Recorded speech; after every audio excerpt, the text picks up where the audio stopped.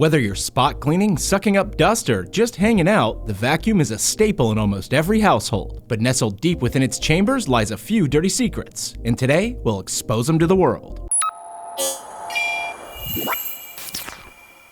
Gotta inflate that air mattress for an unexpected guest, but you lost your pump years ago? Grab any vacuum you have lying around. We'll be using this canister model, but anything with an accessible exhaust will do. When you turn it on, the air's gotta go somewhere. Lucky for us, it's right out the back, which means we can capture it and use it to fill the mattress. Cut the top off a soda bottle and line it up with the air vent to make sure that you'll be able to cover the entire thing. Now just grab some tape and seal the bottle around it. The stronger the seal, the more power you'll get. Double check for any holes or gaps and then fire it up for a quick test. This one was able to levitate a foosball in mid-air, so it should definitely make quick work of that mattress. Insert the end of the bottle where the pump normally goes and turn on the vacuum. It'll probably fill up faster than you expected, so have that cap ready and quickly screw it on when you reach maximum air. That's all there is to it. Not bad for something that's usually sitting there collecting dust. Now while you have that crazy bottle attachment handy, go outside and take a look at your dryer vent. These things can build up tons of lint over the years and become a gnarly fire hazard. A great solution is to purge the lint entirely. Locate your dryer's vent and follow it down to the base. Simply detach it from the machine and take a look inside. You'll probably notice that the inner duct is ready for cleansing. Grab your modified vacuum and insert the exhaust end right into the metal tube.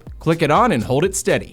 You might want to send a friend outside to let you know when the reign of linty terror comes to an end. When you're all done, just reconnect the duct and go clean up all that lint that you left outside. Just because we're talking vacuums doesn't mean it has to be boring. We lovingly dub this the Ballzooka. If your machine has an exhaust port, now is its time to shine. Start by grabbing a 3 to 4 foot PVC pipe and a 45-degree Y fitting that looks like this, and of course, your vacuum hose. Connect the pipe to the fitting, but make sure the Y portion is opposite of the tube. Now grab your vacuum hose and insert it inside. Unless you lucked out, there's probably going to be a lot of space inside, so it's time to grab some tape and seal it all up. Use a couple layers if you have to, and make sure that everything is secured and airtight. When the vacuum's turned on, it'll force a strong flow of air through the pipe, launching your light projectile through the air and across the room or lawn. We use 2-inch diameter fittings so that a ping pong ball would fit inside nicely, so if yours is bigger or smaller, you may need a different payload. If you want to pop out more than one at a time, get a canister to hold them all and slide it over the open slot. When you turn on your machine, it'll unleash a ping pong frenzy. Even though it's not extremely powerful, make sure you never point it at anyone and keep it away from your eyes. Alright, let's move on to method 2. You only need a suction vacuum for this one, which probably means most of you can do this. Get the same materials as last time, insert the hose into the angled port and make an airtight seal around it with some hefty tape. Put the long pipe on the opposite end of the fitting. We decided to make our own slug to launch out of this version. A ping pong ball is just a little bit too light for this design and it can end up getting sucked back into the vacuum. Using a little aluminum foil and some tape, we fashioned this little guy. Connect the hose to the intake of the vacuum and grab a sheet of paper. You'll need to tear off a little square for this to work right. Just turn on the vacuum and place the paper over the front end of the pipe. This will block off the airflow and force air through the opposite end.